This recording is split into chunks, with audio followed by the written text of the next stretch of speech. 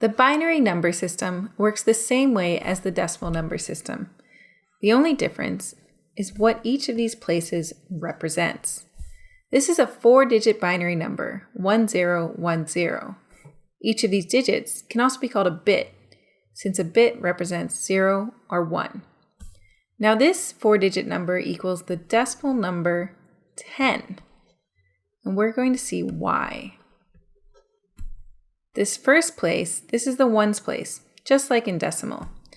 Now there's a 0 here, so that means we're going to multiply 0 times 1, get the very exciting value of 0.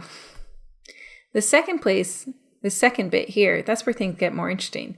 This is actually the 2's place, not the 10's place. And there's a 1 here, so we're going to multiply 1 times 2. So far, this number equals 2. The third place, the third bit, this is 0, and this is the 4's place.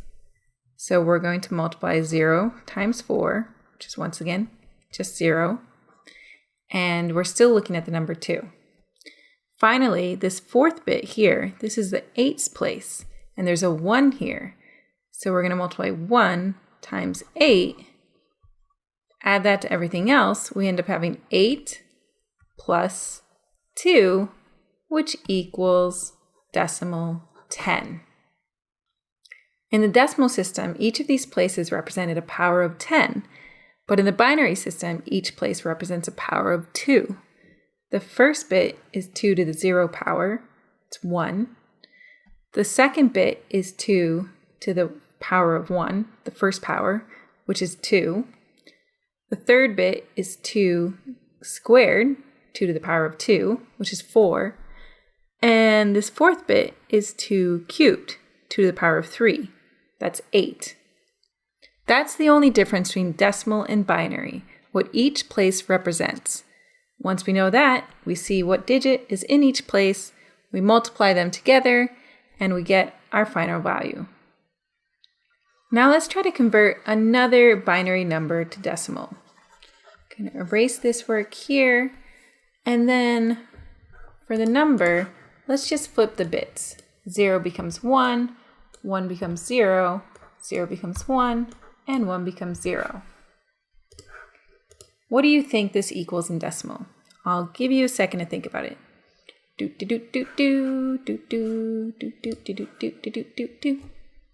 All right, now let's figure it out together.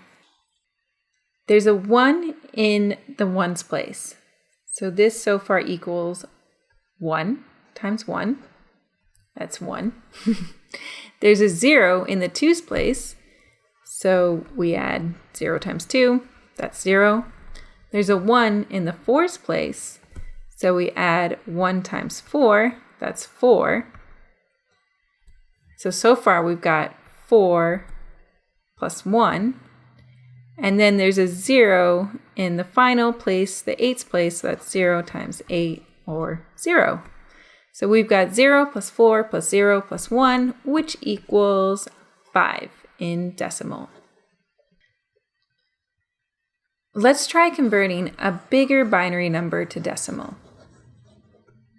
We know that this equals 5. What happens if we add 4 more digits to the left of these 4 digits? Let's start by figuring out what each place represents. One way of doing that is just to double the previous places. So this place here is 16, this place is 32, this place is 64, and this place is 128. Another way of doing this is to calculate the powers of 2. So this place is 2 to the 4th, which is 16. This is 2 to the 5th, which is 32. This is 2 to the 6th, 64. And this is 2 to the 7th, 128. Okay, so now we know what each place represents. Now we can add these numbers up. We know already that these ones equal 5. We already did that. Now let's add in what we've added here. So we have a 1 in the 16. So that means we're going to add 16 to the number. Then there's a 0 in the 32, so that's just going to be 0. There's a 1 in the 64, so that's going to be 64. And there's a 0 in the 128, so that'll be 0. So now we've got 64 plus 16 plus 5.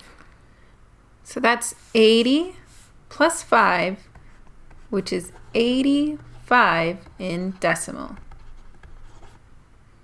So it took us 8 bits to represent a number that only takes 2 digits to represent in the decimal system. That's because each bit represents less information, just 0 or 1 instead of 0 to 9. But it's easier for computer hardware to store binary values, so binary numbers and the binary number system are the foundation of all computing.